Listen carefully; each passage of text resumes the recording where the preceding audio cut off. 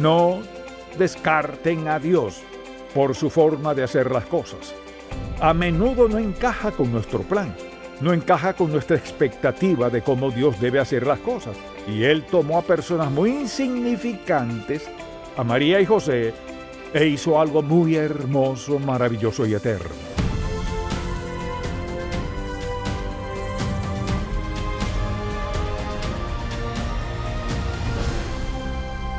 Hace 4 décadas fundamos Ministerios en Contacto para guiar a todo creyente a cultivar una relación más estrecha con Jesucristo.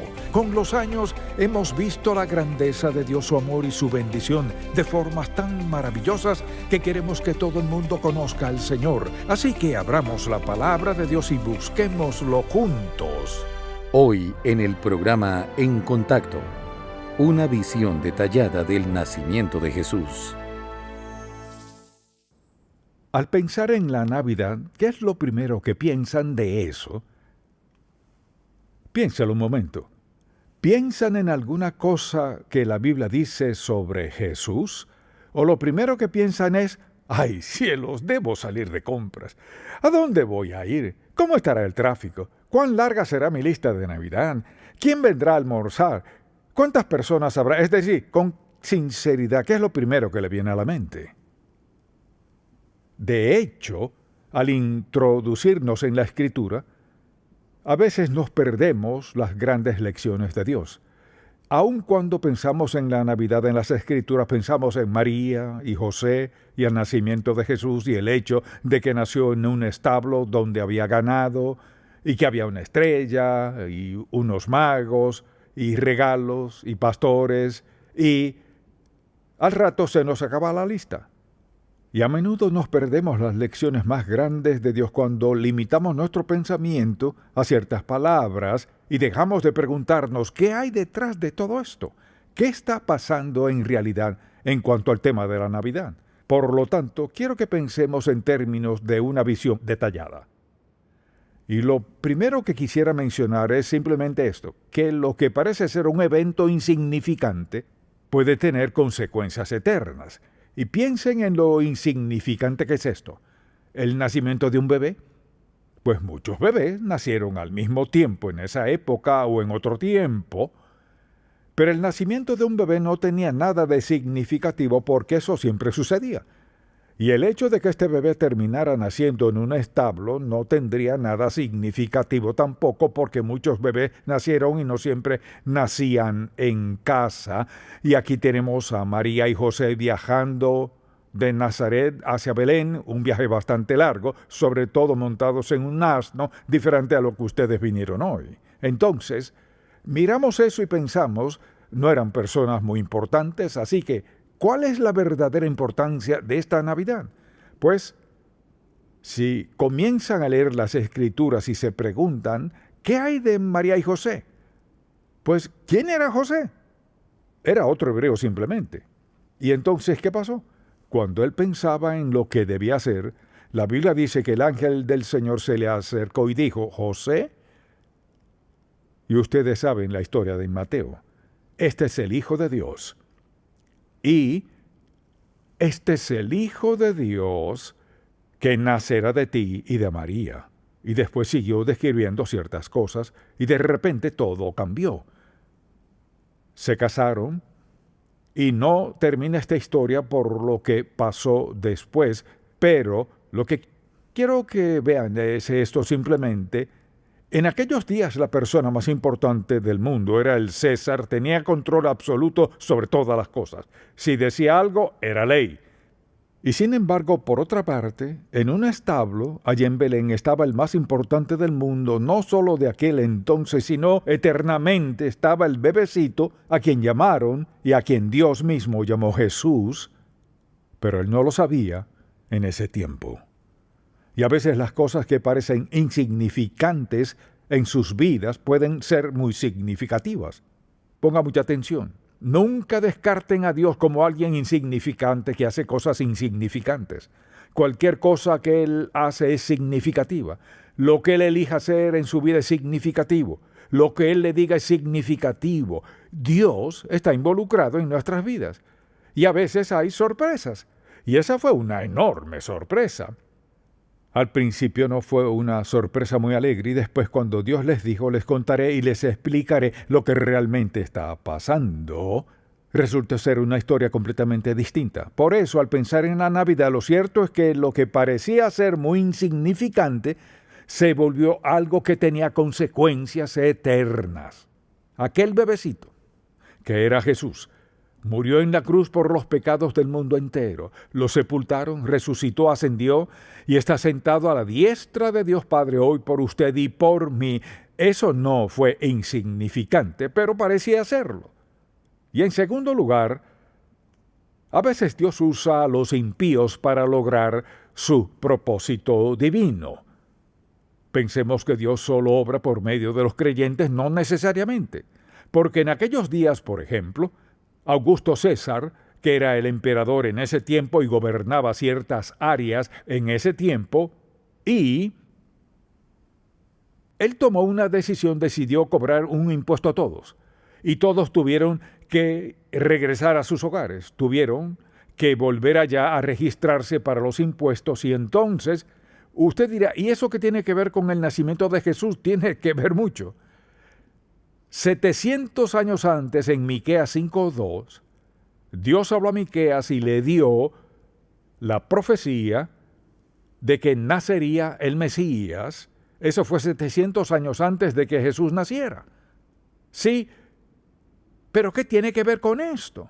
Simplemente nos enseña lo siguiente, que Dios estaba usando un líder sumamente impío, 700 años después, despiadado en todo sentido, y promulgó una ley, la cual era inquebrantable, promulgó una ley que decía que todo el mundo debía ser empadronado. ¿Y eso qué tiene que ver con Jesús? Tiene que ver esto. María estaba encinta de Jesús. Eso quería decir que tuvieron que irse de Nazaret e ir hacia Belén. Entonces, lo que pasó fue que María dio a luz a Jesús en Belén, no en Nazaret, pero ¿qué decía la profecía? En Belén de Judea. Y parece que eso sucedió por casualidad, pero lo que quiero que vean es que Dios usó a César Augusto para promulgar una ley que coincidía con el tiempo perfecto que Dios determinó 700 años antes sobre la venida de Jesucristo. Y es probable que María y José no sabían nada al respecto, quizás lo sabían, pero ciertamente no por medio de ellos. 700 años antes, Dios habla al mundo a través de su profeta diciendo, viene un Mesías. Piensen en eso, por ejemplo. Ninguna mujer hubiera dicho, me elegirá a mí. Fue una sorpresa total. Y además, en esos días quería decir que podía morir apedreada y todo lo demás, la desilusión y la vergüenza que José debía haber sentido pensando que ella le había sido infiel y todo lo demás. Pero ¿qué estaba haciendo Dios? Cumpliendo su promesa. Y recuerden esto, Dios cumple cada una de sus promesas. No hace promesas sin cumplirlas de alguna manera. Y entonces, ¿qué pasó? Él usó un hombre impío para cumplir su promesa. Dios aún sigue usando a los impíos, a veces para lograr sus propósitos divinos. No hay nada en la Biblia que diga que Dios solo usa a los justos. No dice eso. Y cualquier cosa que Él quiera hacer hará cumplir su voluntad de una manera u otra. Así que lo que pasa aquí es que un líder impío toma una decisión que coincidía con la promesa de Dios que fue profetizada de traer a Jesús al mundo en el momento preciso. Y a menudo Dios hace su obra más grande mediante la persona menos esperada. ¿Qué sabemos acerca de María? Era una desconocida, solo una joven hebrea. ¿Y qué hay de José? Él no tenía nada de importancia. Por lo tanto, al pensar en nosotros mismos, hay muchas personas que piensan, soy un don nadie, mi vida no tiene ninguna importancia. ¿Cómo es posible que le sea útil a Dios?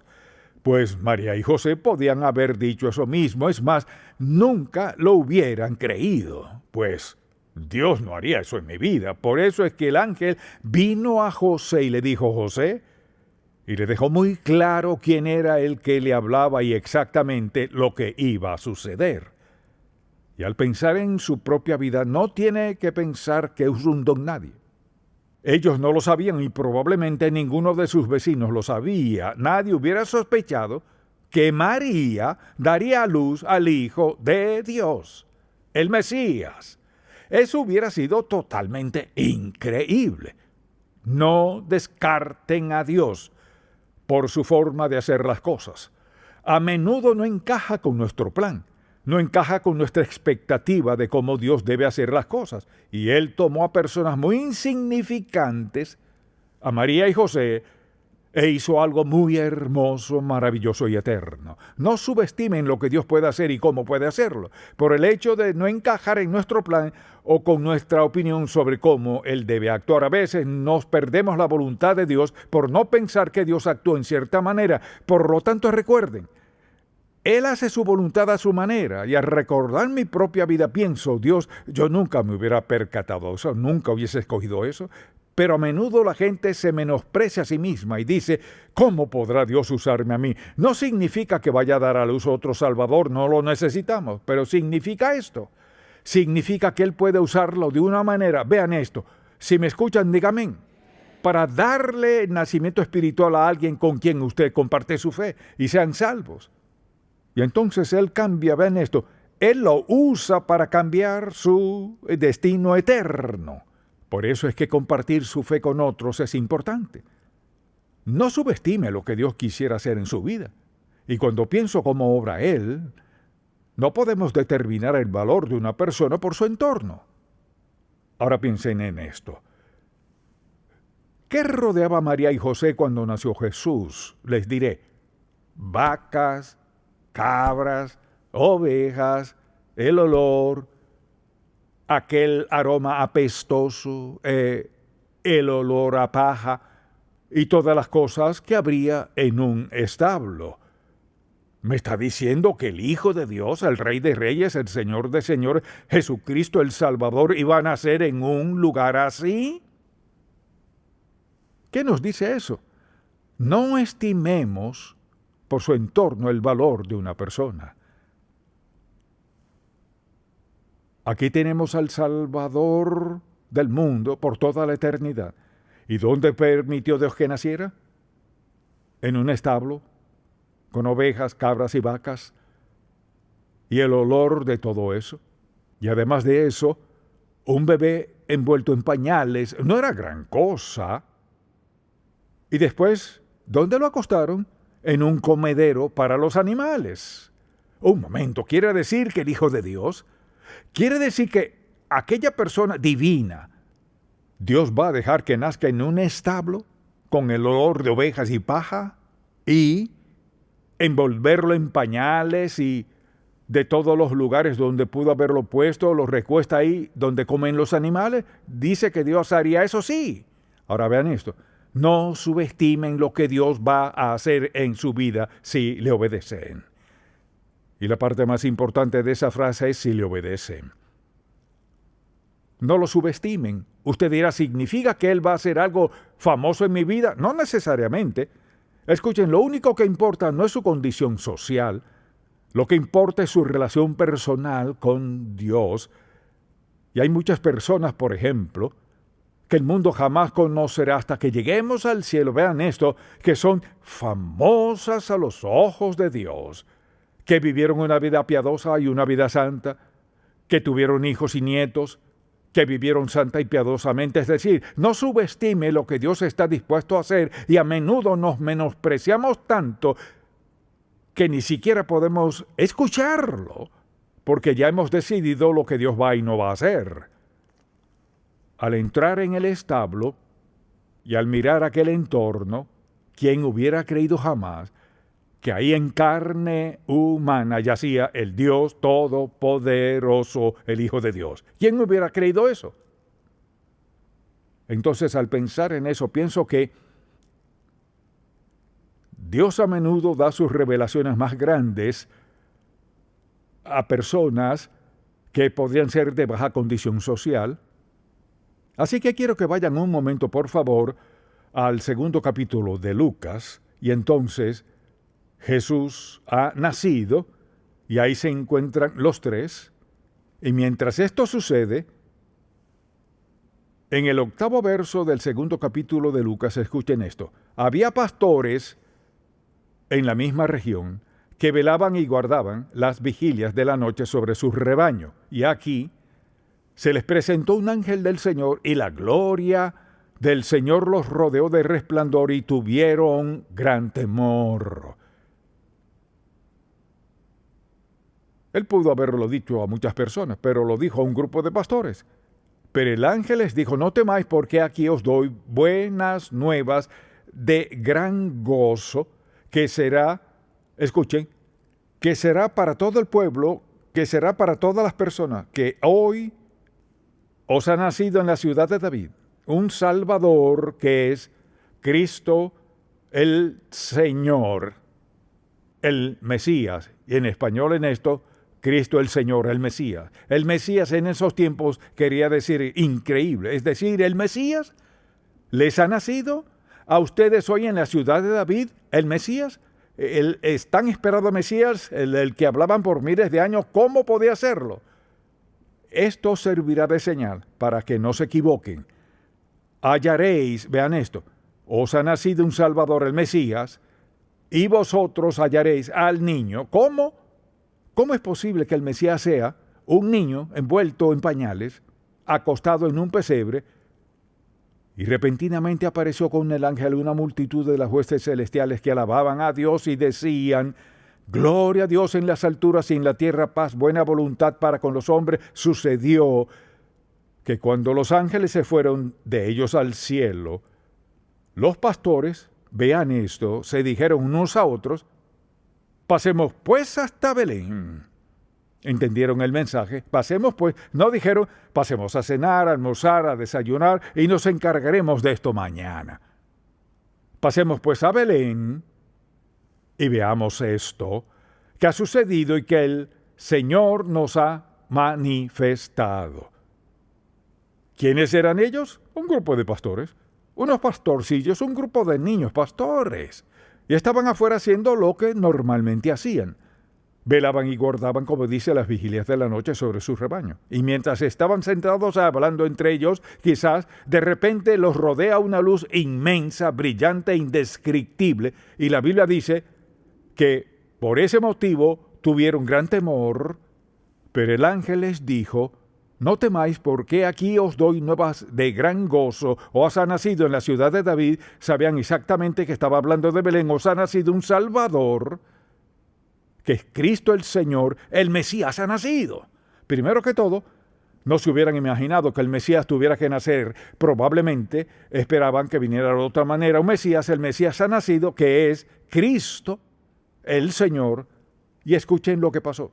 Sucedió que cuando los ángeles se fueron de ellos al cielo, los pastores se dijeron unos a otros, pasemos pues hasta Belén, ahora mismo, dejen la vara, vayamos directamente, olvidémonos de las ovejas, vamos a averiguar esto, pasemos pues hasta Belén y veamos esto que ha sucedido y que el Señor nos ha manifestado. Vean esto, creemos que algo ha sucedido, y el Señor nos lo ha hecho saber porque el ángel lo anunció.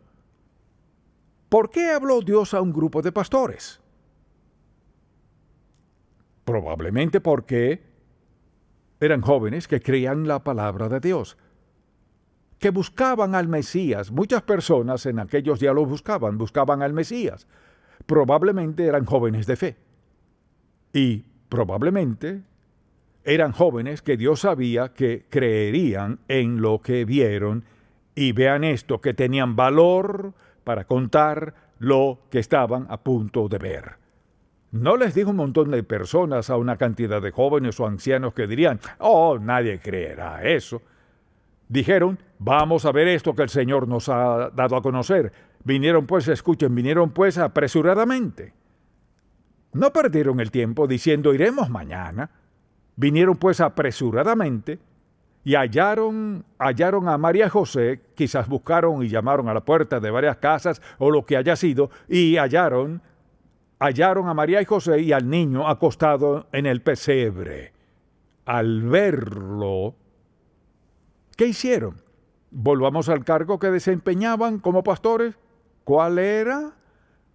Al verlo, dieron a conocer lo que se les había dicho acerca del niño, y todos los que oyeron, o sea, lo dijeron a no pocas personas, y todos los que lo oyeron se maravillaban de lo que los pastores les decían. Ahora vean esto. ¿Habrían sido ustedes como uno de los pastores que querían contar lo que habían escuchado, lo que habían experimentado y lo que habían visto? ¿Piensan que aquel grupo de pastores hubiera escuchado y visto lo que vieron para después decir: está bien, oigan, ¿qué pasó con las ovejas? No podemos dejarlas, volvamos por ellas? No, les dijeron a todos, y todos los que oyeron se maravillaron de lo que los pastores les decían. ¿Saben por qué? ¿Saben por qué se maravillaron? Porque lo decían con entusiasmo, con emoción. Es decir, creerlo. Estábamos allá afuera velando y guardando nuestras ovejas, charlando al fuego, y de repente se iluminó el cielo, apareció el ángel, y esto fue lo que nos dijo: dejamos nuestras varas y partimos inmediatamente. Esto es lo que hemos visto y escuchado. Ustedes tienen que creerlo. Y todos los que oyeron se maravillaron de lo que los pastores les decían. Así que les pregunto, ¿a quién le han contado últimamente sobre el día que usted fue salvo o el momento que fueron salvos? ¿A quiénes le han contado? ¿A quién le han dicho en esta época navideña? La Navidad es una idea maravillosa, pero lo más importante de la Navidad es que Jesús me salvó. Él perdonó mis pecados, y cuando ponemos el arbolito yo pienso en la cruz. Cuando ponemos las luces pienso que Él es la luz del mundo. Y cuando pienso en regalos pienso que Jesús es el regalo más grande. Es decir, ¿a quién le ha dicho usted algo sobre Jesús en lo que va de esta Navidad? Sé que les han dicho a las personas lo que quieren para Navidad. Y han dicho a algunas personas lo que ustedes quisieran tener para la Navidad, personalmente. O les ha dicho a algunos lo que van a regalarles en Navidad. Han dicho muchas cosas acerca de Navidad. Pero ¿qué les ha dicho sobre el don revolucionario y maravilloso que usted recibió mediante la persona de Jesucristo? ¿A quién le ha contado eso? Y la Biblia dice que ellos no podían esperar, les contaron a todos lo que podían. Y la gente se maravillaba. En ninguna parte dice, y después de eso, la gente acudió. La gente acudió al pesebre a verlos. Querían verlo, querían decir que lo vieron. Sé que es verdad. No, solo se maravillaron. Ahora vean esto. Quizás usted esté aquí en esta hora, o quizás está viendo esto por televisión, o quizás esté escuchando la radio, y ha escuchado la verdad del Evangelio de Jesús y su nacimiento y lo demás. Usted hará una de dos cosas. Si está aquí y hace lo que hizo esa gente, se irá maravillado, se olvidará del asunto. Si lo está viendo por televisión, hará una de dos cosas. Tomará su relación con Dios en serio rápidamente y recibirá al Señor Jesucristo como su Salvador personal. Quizás le venga a la memoria este verso: porque de tal manera amó Dios al mundo que ha dado a su Hijo unigénito, para que todo aquel que en Él cree no se pierda, mas tenga vida eterna. Quizás lo ha escuchado muchas veces y está dispuesto a decir: Señor Jesús, he pecado contra ti, te pido que me perdones, quiero ser parte de tu vida y te quiero en mi vida, te estoy pidiendo que me perdones, te estoy diciendo que me salves y te rindo mi vida hoy, ahora mismo. Esa es la decisión más sabia que puede tomar. Mire, cuando surja el tema de Jesús, tendrá que decidirse. Y cuando pienso en lo que hace la gente, ellos escuchan y creen y sus vidas son transformadas. O escuchan, apagan el aparato y salen a la eternidad sin Cristo. O usted puede ser suficientemente sabio para pedirle a Jesucristo que perdone sus pecados, no importa dónde se encuentre.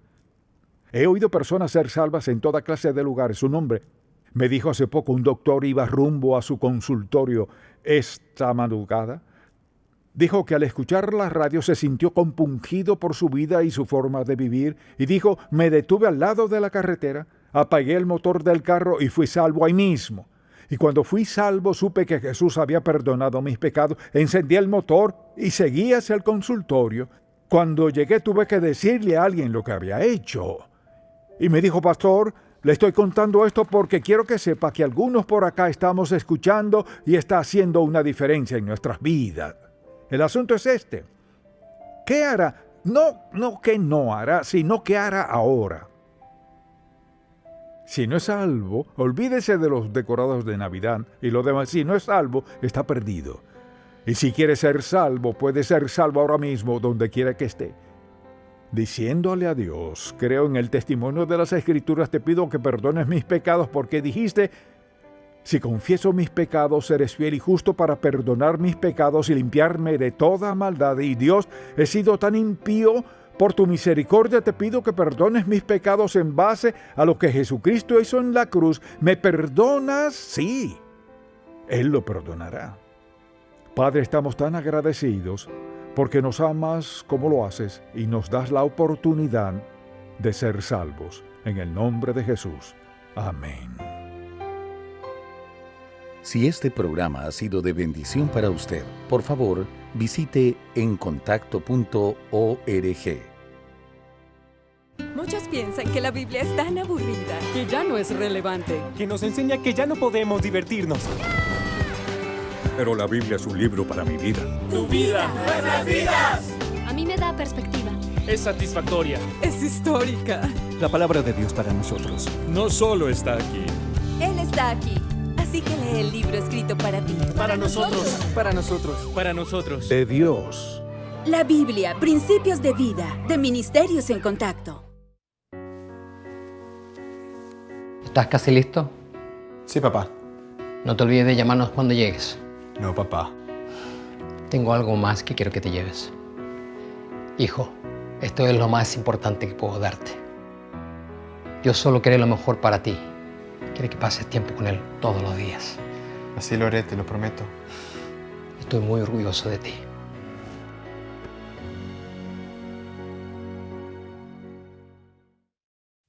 Ser más como Cristo cada día y reflejar su gloria es una aventura que dura toda la vida. Seremos semejantes a Él. Un nuevo folleto del Dr. Charles Stanley. Obtenga su copia gratis hoy. En Contacto, estimulamos a todo creyente a cultivar una relación más estrecha con el Señor Jesucristo y apoyamos la labor de la iglesia local. Este programa es patrocinado por Ministerios en Contacto. La difusión de estos programas se hace posible por la gracia de Dios y por las oraciones y donativos de personas como usted.